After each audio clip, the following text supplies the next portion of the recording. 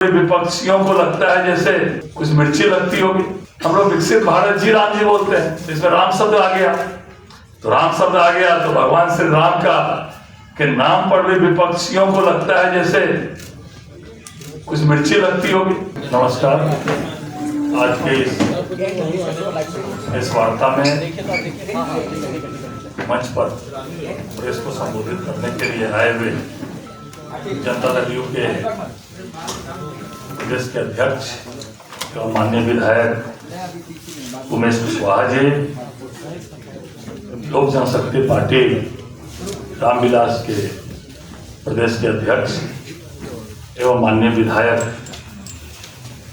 राजू तिवारी जी, राष्ट्रीय लोक मोर्चा के प्रदेश के महामंत्री सुभाष चंद्रवंशी जी, हम पार्टी के प्रधान महासचिव राजेश पांडे जी, भारतीय जनता पार्टी के मीडिया प्रभारी दानिश साहब, उपस्थित सभी इलेक्ट्रॉनिक एवं प्रिंट मीडिया के मित्रों,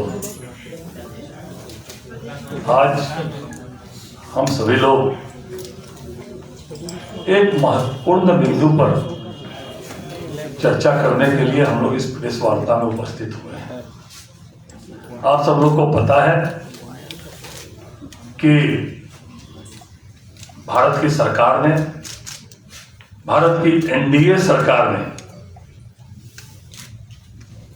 एक बिल पास किया है, विकसित भारत गारंटी फॉर रोजगार एंड आजीविका मिशन ग्रामीण।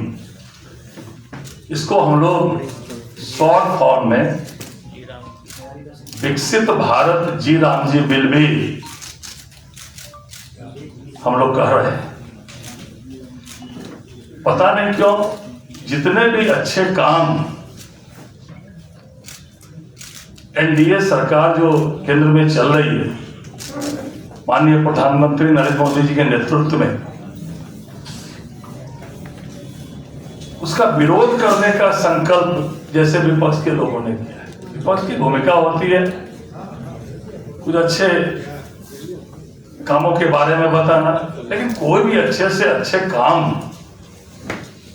अगर भारत की सरकार करती है तो उसका सीधे सीधे विरोध करना। ये जो जी राम जी बिल जो आया है, कैसे गांव को हम और विकसित करें।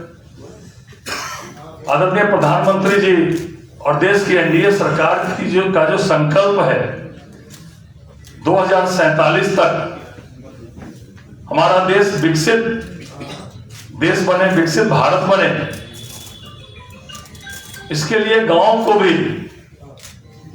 विकसित करना, विकसित गांव बनाना अत्यंत आवश्यक है। और बिहार विकसित बिहार बनेगा तभी 2047 तक विकसित देश बनेगा। और विकसित बिहार बनाने के लिए गांव को विकसित करना अत्यंत आवश्यक है। तो जी राम जी बिल, जो विकसित भारत जी राम जी बिल है, इसके माध्यम से गांव का और ज्यादा कैसे विकास हो, गांव में और ज्यादा गांव विकसित हो। वैसे बिहार की एनडीए सरकार जो आदरणीय मुख्यमंत्री नीतीश कुमार जी के नेतृत्व में चल रही है, गांव में इंफ्रास्ट्रक्चर का डेवलपमेंट हो, कि गांव को सड़क से जोड़ने की बात हो, कि गांव में शिक्षा का कैसे और ज्यादा लोगों को शिक्षित किया जाए, इसमें विस्तृत रूप से काम हुआ है। तो आज हम लोग विकसित भारत जी राम जी बिल में की चर्चा करेंगे। जैसे विकसित गांव बने, इसके लिए और गांव गरीब मजदूर का और कैसे विकास हो, इसका पूरा प्रावधान जी राम जी बिल के माध्यम से जो नया बिल आया है इसमें दिया गया है। पहले 100 दिन रोजगार की गारंटी थी, अब इसमें 125 दिन रोजगार की गारंटी दी गई है। और अगर 125 दिन हम लोग उसको रोजगार नहीं देते हैं तो उसके लिए अलग से भत्ते देने का भी प्रावधान इसमें किया गया है। आप जानते होंगे कि पूर्व में जो मनरेगा था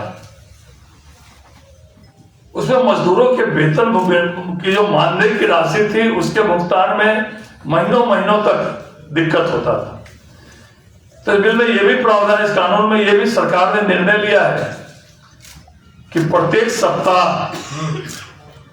इसको जो है, जो मानदेय होगा उसको जो है हम लोग प्रत्येक सप्ताह उसका भुगतान किया जाएगा।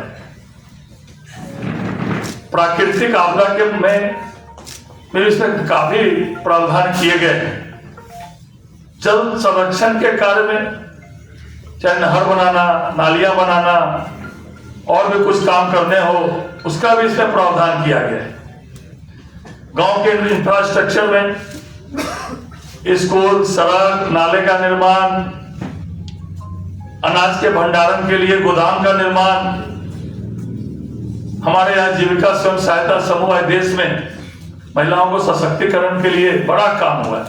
उसमें सेल्फ हेल्प ग्रुप में जो जीविका हमारे यहाँ है उसमें भी इसका प्रावधान किया गया है। पैक्सो को कैसे स्ट्रेंथनिंग किया जाए, पैक्सो का अनाज वगैरह का कैसे उसका उचित भंडारण हो, तो ये जी राम जी बिल के माध्यम से उसके राशि से